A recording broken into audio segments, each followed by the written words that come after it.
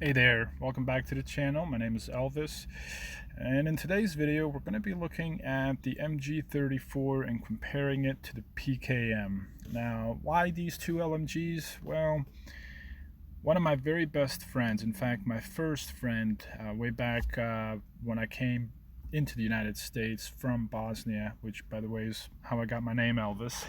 Um, but yeah, right after the war, back in December of '96, when I came up here, he was one of the very first friends that I had, and he also recently started playing Warzone with me. Well, he really gravitated towards these two particular LMGs, and that was pretty much exclusively all he ran. Initially, he ran the PKM when he first started, and then he switched over to the MG34. Why did he switch over to the MG34? Well, he unlocked it, and he really liked the look of it. He was not put off by the iron sights. In fact, he thought that was really neat. Um, and yeah, he didn't have a whole lot of success with these guns. But let's go through them and see which one is better. The MG34, what we have on it is the monolithic suppressor up front, give us of course the sound suppression plus bullet velocity and about 7.5% range increase. We got the brute barrel on there, which will give us some recoil stabilization, again increase our range and bullet velocity. The tac laser, I really feel, is a must on these types of guns, heavy guns, sniper rifles, and these light machine guns, just because they really take a long time to aim down sights. Um, and between the two, the slower of the two is certainly the MG34 in pretty much every way. Um, then we go ahead and skip the optic simply because the recoil on this thing is pretty harsh. So I went ahead and put the Merc foregrip on there, and what really kind of kills this gun for me is the fact that you have to put on a ammunition attachment just to get the same amount of bullets that you would have standard with the PKM of 100 bullets or 100 round belt. It shoots very, very fast. I believe around 800 and maybe 70 RPM, thereabout. Um, it's got a pretty fast time to kill, no doubt about that. Let's look at its ranges here. With the attachments that we we extended its range to 41 meters before it drops off. As you can see, one thing it does have going for it is very competitive time to kill. 552 milliseconds is a very good time to kill. Shoots very fast, but I don't know. I'm not a huge fan of it. Let's put that brute barrel back on. And yeah, 41 meters. After 41 meters, your time to kill goes up a little bit, but it's still very, very competitive in the time to kill department. Looking now at the attachments that we have on the PKM, they're very similar. Monolithic suppressor for the same reasons as before. And with the barrel choices, one could argue that the heavy barrel will give us 5% more damage range. And while that is true, that only translates to about maybe 3 meters more. And one of the downsides to this barrel is that all you get as the pros is the bullet velocity and damage range, whereas with the extended barrel you also get that added benefit of having some recoil control, vertical recoil control. So that's why we went ahead with the extended barrel. The only other thing here really, after we put the extended barrel back on, is the sight. We don't have to have the sight, of course, but I really do like the VLK 3.0. Unfortunately, we really could put a sight on the MG34. If we did, we'd have to drop something. Merc 4 grip. You know, that 3.7% movement speed is nice to have on a really slow gun like this.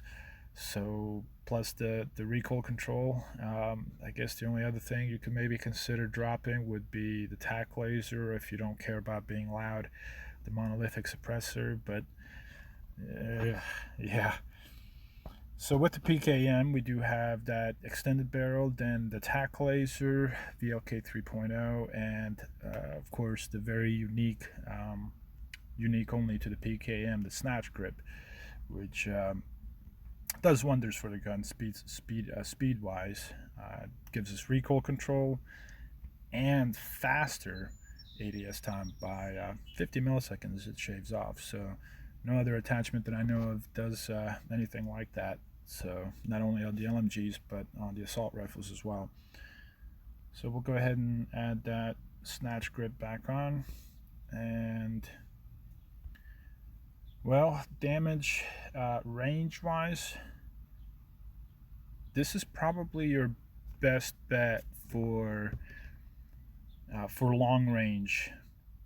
Probably one of the best LMGs for long range. The first damage drop off doesn't happen until 51 meters, and then it only has one more damage drop off from 51 to basically infinity. And decent time to kill of 632 milliseconds in the really long range, and up to 51 meters you'll get 553. I do believe you have to be landing chest shots to be getting those numbers, however. Recoil patterns on these are pretty similar, although I would and do prefer the recoil pattern on the PKM. There's just a gap, a pretty big gap between the first two bullets and all the rest on the MG34. Not quite as big a gap as we have with the PKM. PKM just happens to feel pretty good at almost all ranges, especially with that VLK optic.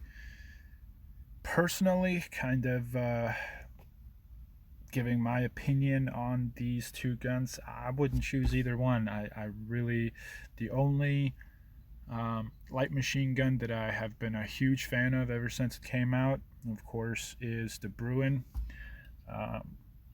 And only when kitted up properly with the 60 round mag. But I really don't understand why run these for up close, you know, below 10-15 meters range. There's much better options. You know, a guy with an MP5 or a Fennec or an MP7 can just hip fire you and pretty much run circles around you, kill you faster than you can aim down sights. It's really not a war that you're going to win, you know, hip fire wise. So it doesn't really excel short range. It doesn't really excel long range either. You know, for a long range fully auto, you know, if you're not comfortable with sniper rifles, what I would suggest using is the M13. Only 2 damage drop off ranges, very easy to control, very accurate weapon. Of course, for short range, you have many better options in my book. Certainly those 3 SMGs would fall into that category, but I even think something like the Ram 7 or the AA Max is far better than this. The reload times on these is atrocious. 8.7 seconds for the good old MG34, and not much better for the PKM at 7.9. So yeah, there's that. There's the really long reload time. I suppose about the only good thing about these is against vehicles. You do get that 100 round to work with, and with the PKM you can go all the way up to 200 rounds. But even with that, I feel there's better options than this. If you gotta have 100 rounds, perhaps go with the Kilo, though that does slow it down quite a lot. It really slows it down to the level of pretty much the LMGs. But let's look at a few more final stats on these two guns with different app here. So in the ADS department, yeah, you can see just how much slower the MG34 is by 73 milliseconds just with the barrels attached. Reload speed, we already went over that. Sprint to fire, they're about the same, but pretty slow. Bullet velocity wise, a little bit better on the PKM, oddly enough. Not a huge difference, but it's there. Movement speed definitely goes to the PKM. Again, not by a whole lot. ADS movement speed still goes to the PKM, and sprint speed also goes to the PKM. Looking at the time to kill, well, there you have it. Very competitive time to kill for the MG34. Again, that's really hoping that, you know, when your enemy doesn't see you as you're ADSing on them, and that you get to really control that recoil. So it's got good time to kill. I like that it has the same profile to the limbs and stomach, but really the same can be said about the PKM. Shots to kill, you have that there. They're basically identical. Of course, the MG34 is shooting 110 bullets per minute faster. So there you see that 860 RPM. I think I said 870 earlier. But a fire rate for the PKM, 750, very respectable. Magazine size difference is there. And really with that 50 rounds of the MG34, maybe if you're playing solos, you can make that work. But I wouldn't try it. The conclusion, I would pick the PKM over these two. I would. Not really taking reload speed into account. I mean, they're both really bad in that department, so I would probably, you know, switch to my secondary until I knew I was safe for a long time and could afford to waste the 8 seconds or so needed to reload. But at the end of the day, I really do feel that there are much better options when it comes to choosing your weapons to take with you in the Warzone. That's really all I got for you guys. Hope you enjoyed it. Hope you learned something. And yeah, see you guys next time. Take it easy. Bye.